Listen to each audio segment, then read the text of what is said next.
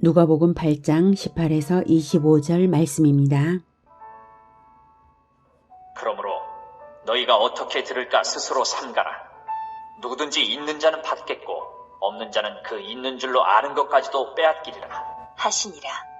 예수의 어머니와 그 동생들이 왔으나 무리로 인하여 가까이 하지 못하니 어떤 이가 알리되 당신의 어머니와 동생들이 당신을 보려고 밖에 서 있나이다.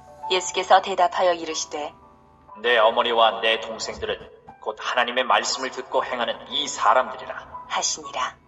하루는 제자들과 함께 배에 오르사 그들에게 이르시되 호수 저편으로 건너가자. 하심에 이에 떠나 행선할 때에 예수께서 잠이 드셨더니 마침 광풍이 호수로 내리침에 배에 물이 가득하게 되어 위태한지라. 제자들이 나와 깨워 이르되 주여, 주여, 우리가 죽겠나이다. 한데 예수께서 잠을 깨사 바람과 물결을 꾸짖으시니 이에 그쳐 잔잔하여지더라. 제자들에게 이르시되 너희 믿음이 어디 있느냐? 하시니 그들이 두려워하고 놀랍게 여겨 서로 말하되 그가 누구이기에 바람과 물을 명하며 순종하는가? 하더라.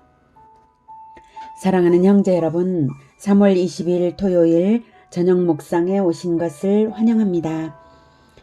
예수님의 사역이 확장되어서 제2차 갈릴리 사역 단계에 들어섰습니다. 늘 군중이 모였기 때문에 예수님은 전체를 대상으로 설교를 하시되 비유로 말씀하시며 실천할 사람들이 알아듣고 실천하여 결실하라고 믿음은 실천 결실로 나타난 것으로 평가받음을 힘주어 강조하셨습니다. 어제 읽었던 18절부터 다시 읽었는데요. 18절 그러므로 너희가 어떻게 들을까 스스로 삼가라. 어떻게 순종할까 긴장하라. 누구든지 있는 자는 받겠고 실천이 있는 자는 받겠고 없는 자는 그 있는 줄로 아는 것까지도 실천이 없는 자는 그 믿음이 있는 줄로 아는 것까지도 빼앗기리라 하신 말씀입니다. 믿음은 행위로 나타나게 마련입니다. 그러므로 자기 자신을 점검할 때에 자기 마음만 아니라 태도나 행위까지를 점검해서 만족스럽게 해야 되는 것입니다. 마음만 점검해서 자신이 믿음이 있다고 속단하기를 삼가라는 것입니다. 오늘 본문도 실천을 강조하고 계신데요. 하나님의 말씀 실천으로서 예수님의 가족이 된다는 일화와 또 믿음은 태도로 나타난다는 것을 알게 하시는 일화가 소개됩니다.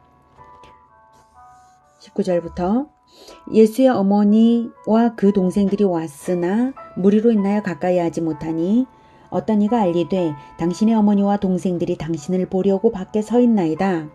예수께서 대답하여 이르시되 내 어머니와 내 동생들은 곧 하나님의 말씀을 듣고 행하는 이 사람들이라 하시니라. 예수님의 어머니는 마리아이고 예수님의 동생들은 야고보, 요셉, 유다, 시몬 그리고 이름이 나타나지 않은 누이들도 있습니다. 이들이 예수님을 보려고 온 이유는 예수님을 믿기 때문에 온 것도 아니고 믿으려고 온 것도 아니고 아마도 예수님의 활동을 걱정해서 자제하도록 설득하려고 온 것 같습니다. 마가복음을 보면 예루살렘에서 온 서기관들이 예수님을 귀신 들렸다고 말하고 다녔고 그래서 어머니와 동생들이 온 것입니다. 마가복음 3장 22절에 예루살렘에서 내려온 서기관들은 그가 바알세불이 집혔다. 그가는 예수님입니다. 바알세불이 집혔다 하며 또 귀신의 왕을 힘입어 귀신을 쫓아낸다라고 했었죠. 그래서 그 바로 전절 예수의 친족들이 듣고 예수를 붙들러 나오니 이는 그가 미쳤다 하밀러라 라는 상황들이 있었던 것입니다. 31절에 보면 이는 그들이 말하기를 즉 예루살렘에서 온 서기관들이 말하기를 더러운 귀신이 들렸다라고 했고 그때에 예수의 어머니와 동생들이 와서 밖에 서서 사람을 보내어 예수를 불렀던 그러한 상황입니다. 그래서 모든 것을 아시는 예수님은 이참에 영적 가족이 진정한 가족이고 영원한 가족이기에 예수님의 영적 가족은 오직 하나님의 말씀을 듣고 행하는 사람들이라고 밝히 말씀하신 것입니다. 그렇다고 예수님이 가족에게까지 매정하게 하셨다고 볼 수는 없고요. 마태복음을 보면 하나님 뜻대로 하는 자가 내 가족이라고 하시고는 이어서 바닷가로 장소를 옮기신 것을 보면 이동하는 막간의 가족들을 보신 것으로 보입니다. 마태복음 12장 50절에 누구든지 하늘에 계신 내 아버지의 뜻대로 하는 자가 내 형제요 자매요 어머니이니라 하시더라. 바로 다음 장 13장 1절에 그날이죠. 그날 예수께서 집에서 나가사 바닷가에 앉으심에 이렇게 장소 이동을 하시는 막간에 가족들을 만나신 것입니다. 그리고 이 당시에는 어머니와 동생들이 예수님을 따르지 않았지만 나중에는 따랐는데요.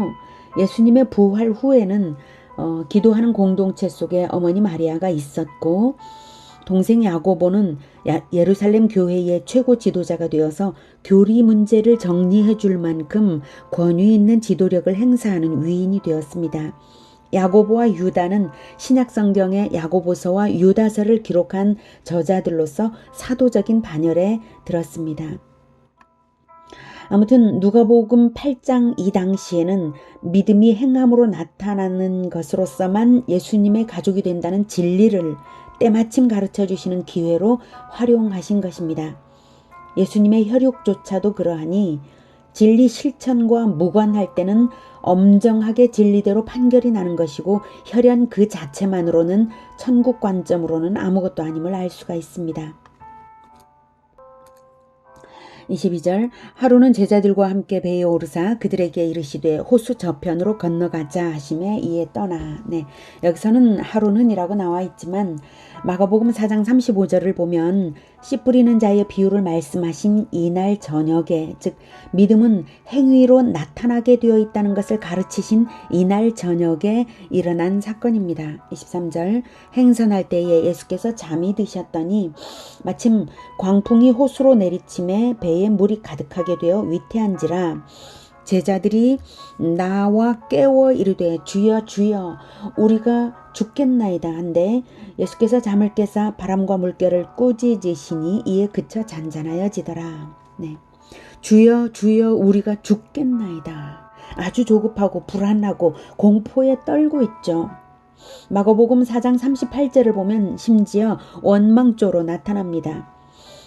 예수께서는 고물에서 베개를 베고 주무시더니 제자들이 깨우며 이르되 선생님이여 우리가 죽게 된 것을 돌보지 아니하시나이까. 이렇게 마가복음 4장 38절에는 나와 있습니다. 그러니 이 제자들의 믿음이 나타난 것입니까? 믿음 없음이 나타난 것입니까? 방금 가르치시기를 믿음은 반드시 그 행위로 나타나게 되어 있다고 하셨는데 지금 이 제자들은 그 가르침도 까마득하게 잊어버린 것이죠. 그러면 어쩌란 말이냐고, 이 상황에서 예수님을 안 깨우고 어쩌란 말이냐고, 문제를 예수님께 가져간 것은 잘한 일 아니냐고 생각하시나요? 믿음은 나타나게 되어 있다는 그 가르침을 마음에 두었다면 18절에 너희가 어떻게 들을까 스스로 삼가라. 그 말씀을 마음에 두었다면 제자들이 예수님을 깨워도 태도는 달랐을 거예요. 말 한마디도 다르고 어다르다고 하지 않습니까? 평안히 요청하는 것과 호들갑스럽게 원망하는 것과는 그 태도 차이에서 믿음 있고 없음이 나타나는 것이죠. 이 상황은 제자들의 불안함과 예수님의 평안이 극명하게 대조되는데요. 예수님은 광풍과 침수의 위기 속에서도 아주 평안히 깊은 잠을 행선할 때부터 잠이 드셨죠. 광풍과 침수 위기 속에서도 계속 평안하게 주무셨습니다. 아마도 예수님이 주무시기까지 한 것은 의도적으로 그러셨다고 저는 생각합니다. 가르침을 주기 위해서죠. 25절에 제자들에게 이르시되 너희 믿음이 어디 있느냐. 나타난 것으로 보아서는 너희 믿음을 찾아낼 수가 없구나. 너희 태도로 보아 믿음이 증명되는 것인데 내가 이 배에 너희들과 함께 있고 내가 태평하니 너희들도 나를 믿는다면 나처럼 그러면 될 터인데 나를 믿는 증거가 지금 무엇이냐? 이 말씀이시죠. 예수님과 동행하고 있다면 태평하시기를 축복합니다. 그 어떤 상황일지라도 적어도 조급하게 원망불평할 일은 결코 없습니다. 원망불평으로 나타난다면 그것은 마귀 속임수에 넘어간 증거입니다. 마귀는 현상만을 보게 하며 불안을 일으켜 요동하게 합니다. 우리가 현상만을 봐서는 안 됩니다. 현상은 가짜입니다. 그러나 우리는 믿음의 눈으로 진실을 봐야 합니다. 마귀가 보게 하는 것만 보고 속지 마시기 바랍니다.